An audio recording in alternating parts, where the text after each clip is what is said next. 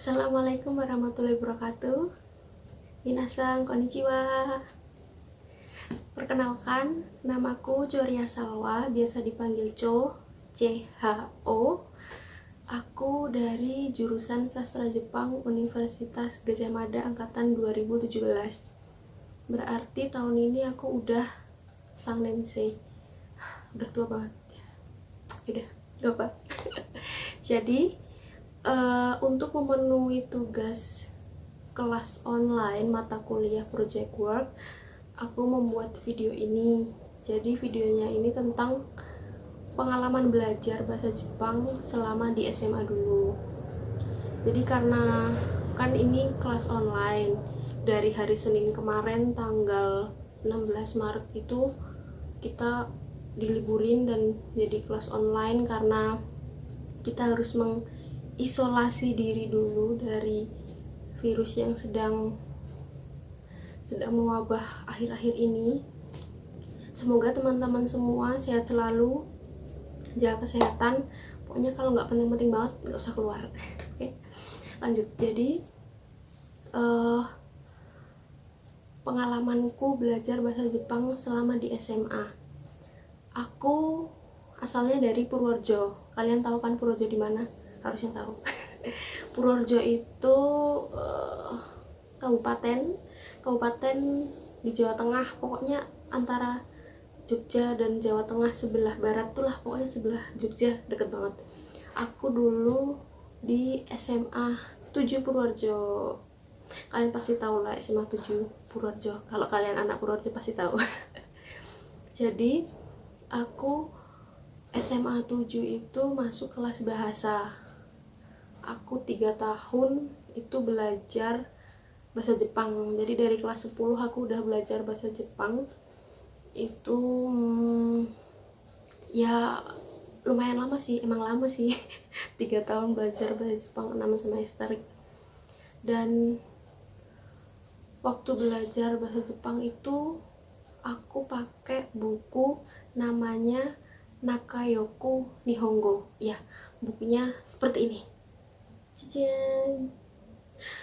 Aku pakai yang Nakayoku Nihongo 1 sama 2. Jadi kayaknya tuh tingkat 1 kelas 10 tuh aku pakai Nakayoku 1.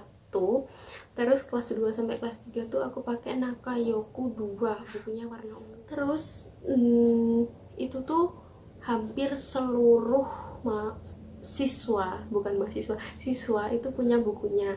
Jadi aku satu kelas bahasa tuh cuma 30 siswa aja dan itu semua punya bukunya. Kalau guruku sendiri sih ngajarnya enak sih, dan kalau riwayat pendidikannya, guruku itu lulusan S1 pendidikan bahasa Jepang UNES itu Universitas Negeri Semarang, ya. Jadi guruku itu lulusan tahun berapa kita aku lupa, pokoknya sekarang udah 28 tahunan kayaknya, masih muda lah ya.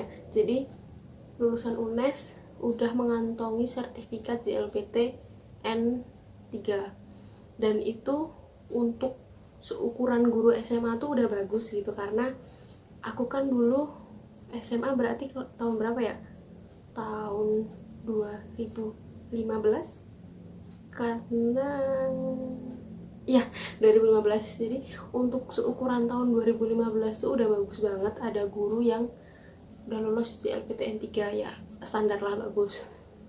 Terus kebanyakan terus ya. selanjutnya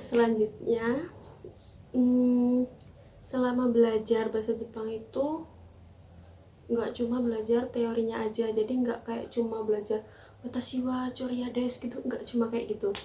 Kita benar-benar belajar tentang Jepangan gitulah. Jadi misal kita nih pernah bikin kelompok, bikin grup, terus kita presentasi tentang budaya Jepang, kayak misal ikebana, kayak misal apa ya, kayak hantu-hantu di Jepang kayak apa, pokoknya macam-macam lah.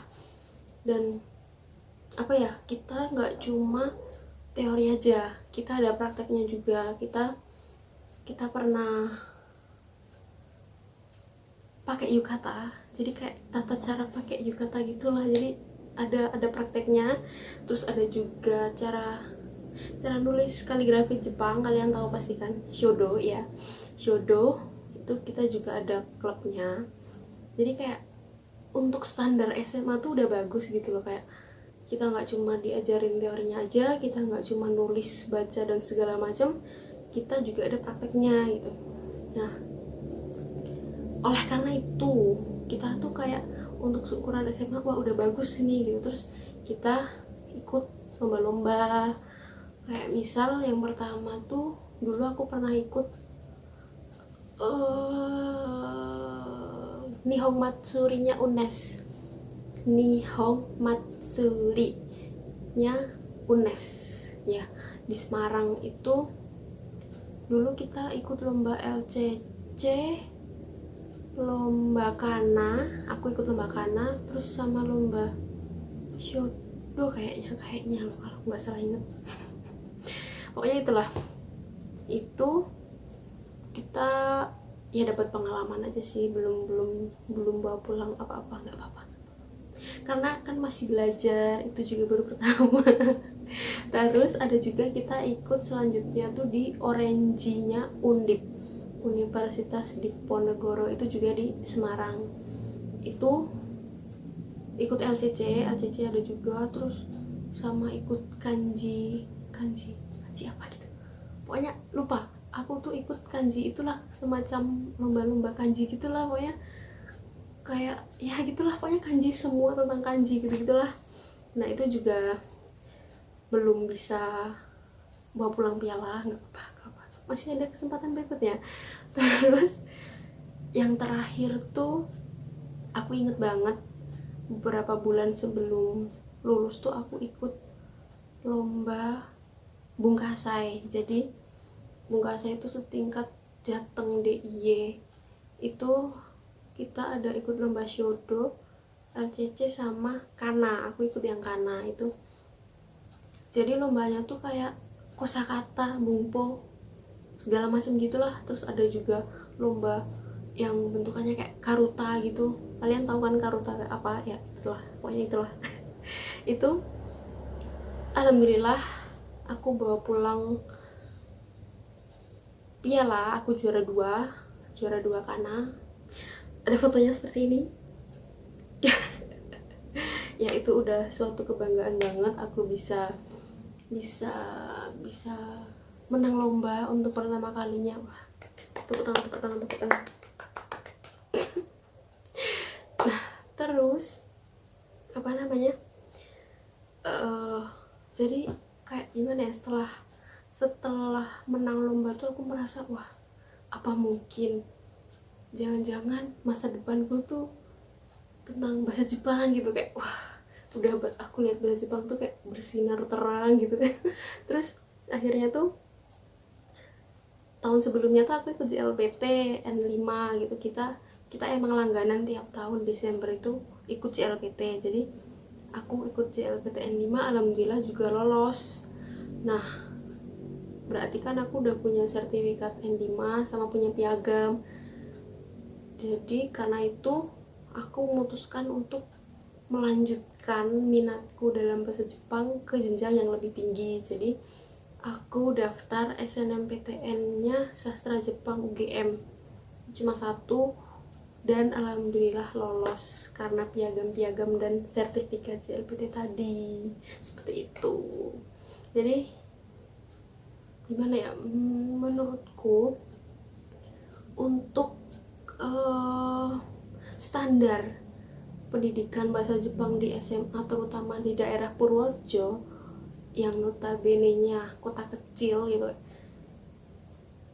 pendidikan SMA aku bahasa Jepang tuh udah bagus banget gitu loh. Kayak senseiku tuh ngajarin banyak hal gitu loh. Kayak misal kalau kita mau lomba ya kita tiap hari belajar, dan kayak kita tuh belajarnya nggak cuma itu aja, dan kayak gimana ya, kita mencakup dasar-dasar yang kayak ya gimana ya, kayak dasar-dasar Jepang yang emang harus kita ketahui standarnya anak SMA gitulah. Jadi kayak apa ya, eh, untuk tahunku dulu tuh udah bagus banget gitu loh, kayak tahun 2015 sampai 2017 tuh udah bagus banget pendidikan bahasa Jepang di SMA kala itu. Kalau sekarang sih aku nggak tahu sih kayak gimana, tapi yang pasti jelas banget itu pasti makin bagus gitu. Pasti juga lebih banyak ikut lomba di yang lain, di tempat-tempat lain gitu. Dan bisa dibilang dari lulusan SMA 7 sendiri itu banyak yang minat buat melanjutin bahasa Jepang ke jenjang yang lebih tinggi seperti saya. Dan di sastra Jepang UGM sendiri saya punya senpai, kok jadi saya? aku punya senpai itu juga dari SMA 7 itu masuk sastra Jepang. Terus ada juga teman seangkatanku juga ada yang pernah nyoba masuk sastra Jepang UGM tapi belum dapet. Terus akhirnya ada yang keterima di Undip, ada yang keterima di UTY, ada yang keterima di mana lagi ya, tempat lain pokoknya lah. Terus adik-adik tingkatku, adik-adik kelasku pun juga banyak yang melanjutin bahasa Jepang ke tingkat yang lebih tinggi gitu. Jadi kayak output dari pendidikan bahasa Jepang di SMA aku sendiri tuh kayak udah bagus gitu loh. Dan mayoritas tuh kita lulus lulus SMA tuh pasti ada lah yang mengantongin N5 tuh udah bagus banget menurutku, seperti itu. Jadi kurang lebih pengalamanku tentang belajar bahasa Jepang selama di SMA. Dan mungkin dari pengalamanku ini teman-teman bisa mengambil manfaatnya, bisa mengambil hidayah, bisa berfaedah untuk teman-teman semua. Terima kasih udah nonton video ini. Jangan lupa di like, di komen, dan di subscribe channel YouTube kita, channel YouTube Project Work Sastra Jepang 2017. Tetap semangat terus, pokoknya semangat belajar, semangat apapun kegiatannya. Dan jangan lupa jaga kesehatan. Kalau nggak penting-penting banget, nggak usah keluar, nggak usah aneh-aneh lah pokoknya. Kita isolasi diri kita sendiri dulu, oke? Bye bye. Assalamualaikum warahmatullahi wabarakatuh.